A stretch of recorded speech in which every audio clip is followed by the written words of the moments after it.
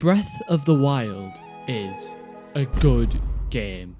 This opinion is brought to you exclusively by this channel. No, but seriously, I think this game is incredible. You spend the entire game with the castle, this massive crimson fortress in the center of the game world. I think it's ironic that the game is designed to be an open world, but it still pushes you forward very smartly with the constant reminder of the castle of responsibility. But what I feel like comforts me as a form of escapism in the game is that it can wait.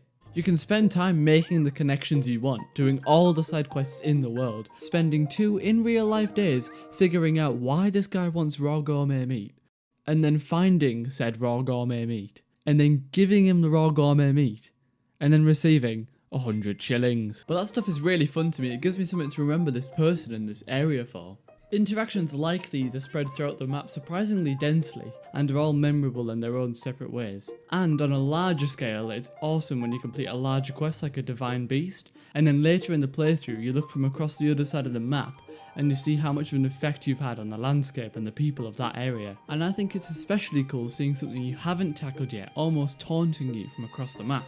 It reminds you that all of this is happening because of you, which is a really awesome feeling to have. And then combine that with the fact that you have the choice to tackle whatever challenge you want first, it really brings a sense of self into the landscape. You remember when you were climbing those big mountains to go over there to find like your 5th Korok, and then finding out there's like 900 in the game? Collect them all and you'll receive an epic prize. I've had like 3 separate long-term runs of Breath of the Wild, and in none of them have I collected all 900 Koroks.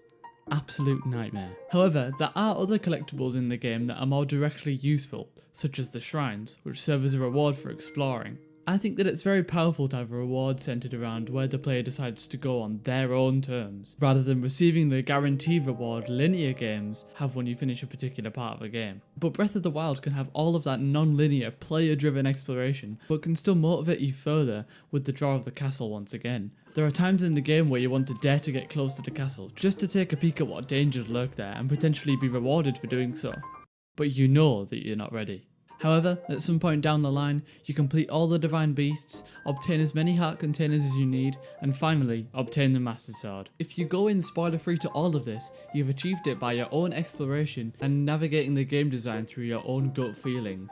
This is why the game opens how it does, with Link not knowing a thing about where he is, or who he's going to meet. But by the end of the game, you're defeating a century-old evil, all while fueled on your own curiosity just as Link is, and your own internal want to do right.